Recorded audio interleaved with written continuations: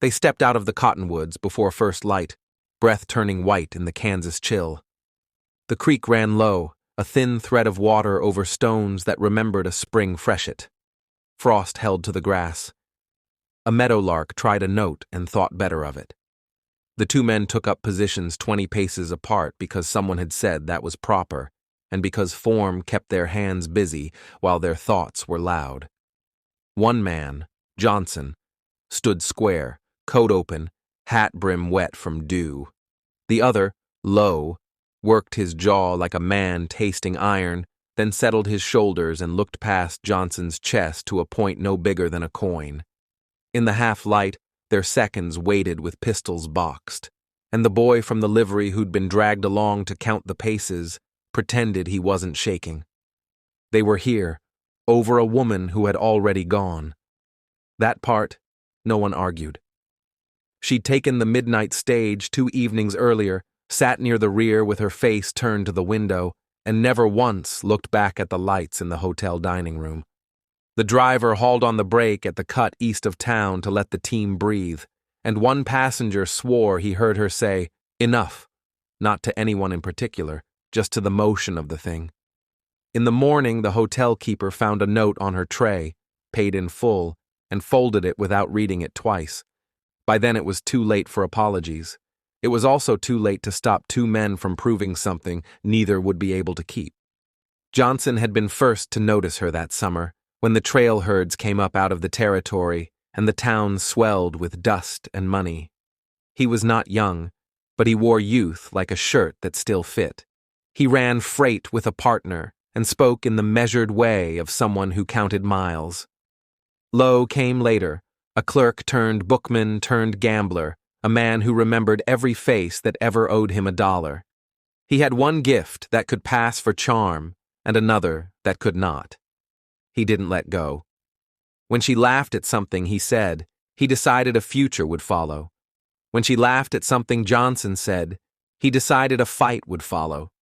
She never promised either of them anything. It built the way trouble usually does in small places, sideways. A remark in the dining room, long looks at the post office window, a bottle shared on the boardwalk that didn't go down smooth. She rented a room over the milliner's because the street was quieter there. Both men found reasons to be nearby. A few evenings, she took air on the landing with a book open and a shawl around her shoulders. If she waved the same to everyone. When the argument finally went public at the livery, it wasn't about her name or her plans. It was about which man had been insulted first, which memory was wrong, which word was unforgivable. The sheriff was used to drunks and cowhands and an occasional knife. He was not used to cards printed with rules. Lowe produced a set of them anyway, a city dueling code that traveled inside his coat, edges worn soft from handling. Men around the stove read down the columns with their mouths moving. A duel sounded civilized in the same way a thunderstorm sounds like music if you listen from 2 miles away. The sheriff took the cards, rolled them once in his hand, and put them back. "This is Kansas," he said. "We bury fools all the same." He barred the saloons from hosting, barred the meadow behind the school, barred the river bend by the ferry. He could not bar a strip of land no one wanted near the shallow creek, where a wagon road cut through cottonwoods and the ground was pocked with old horse prints. That night the woman packed the small things that belonged to her and left the big things that never had.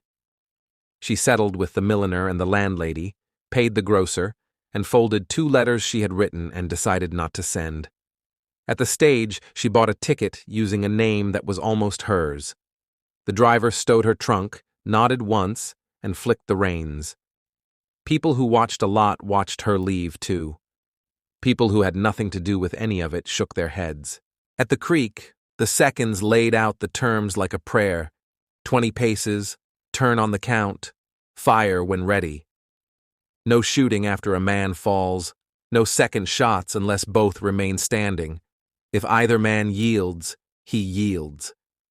They signed their names on a page torn from Lowe's book, the pencil cutting so hard that the words bit through. The boy from the livery made a mark of his own, a single jittery line where a name should have gone. They checked the pistols twice, because checking the pistols was easier than meeting a man's eyes and admitting this could be the last conversation. Lowe had practiced. In the weeks since the argument, he'd set bottles on fence posts and knocked them down until the sound pleased him. He held his arm a little straighter than most, and thought a head high to the heart made quick work of fear. Johnson had hunted more than he had gambled. He kept his elbow low and his hand close, and shot like a man who preferred certainty to speed. Both men had slept badly. Both had imagined saying something before the count began and hadn't found the words. They walked. The boy called out numbers like he was startled by each one. Frost cracked under boot leather.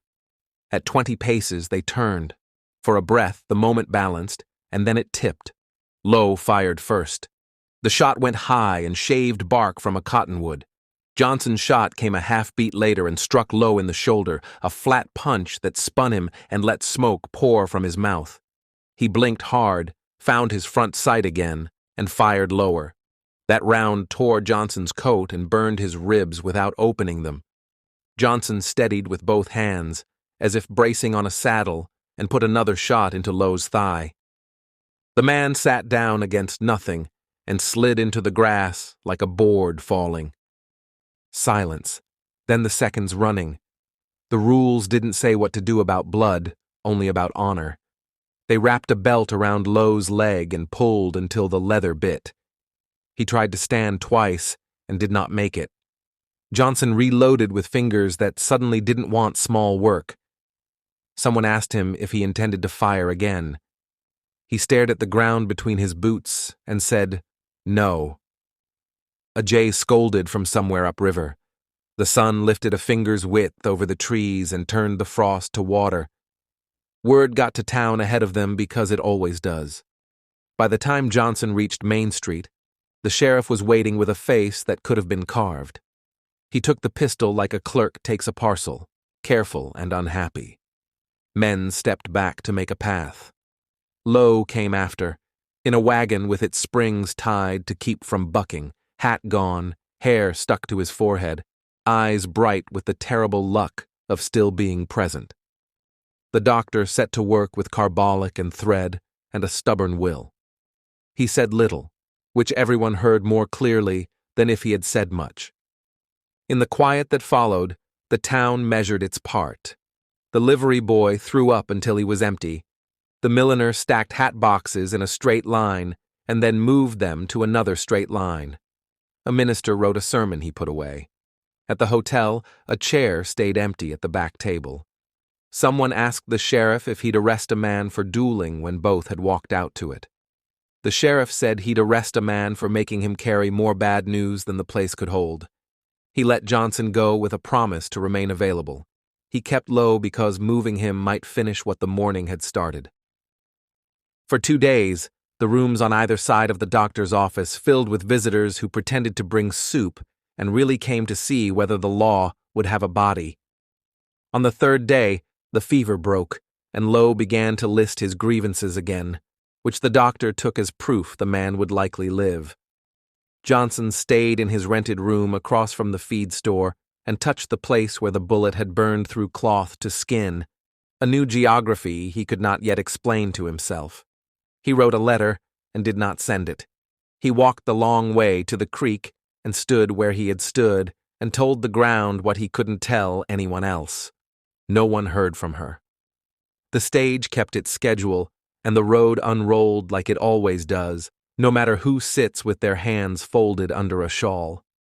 If she reached the town she meant to reach, she would have found work and a room and a different street to cross at dusk.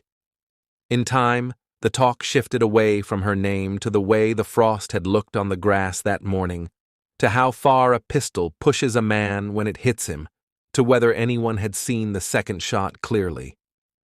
By winter, the story had reduced to 2 facts and a warning. 2 men met at sunrise, 1 nearly died. Neither won what he came for. Years later, A man on a colder day than that one would point from a wagon seat and say, "Down by those cottonwoods, that's where it happened." The creek would be lower, the trees larger, the distance shorter in memory than it had been in pain. Johnson left after the thaw, freighted for a season along another road, and sent the sheriff a brief note that included money for the court costs the town never asked him to pay. Lowe kept his limp and his opinions, and saw to it that no one forgot he had stood his ground. Folks said both men grew quieter, which was only half true. They spoke less, but when they did, they told the story as if they were minor characters in it, which, by the time you finished the telling, they were. The duel proved no point that stuck. It did what these things do. It moved the line between pride and peace, and left a scar to show where the line had been. If there was a lesson, it belonged to the ones who cut cords from the gun boxes and carried the smell home on their coats. They kept that morning close and passed it along in small words. Don't call a man out for another man's leaving. Don't ask a dawn to make you whole. Thank you for listening to Deserted Trails. Subscribe for more forgotten stories from the old frontier.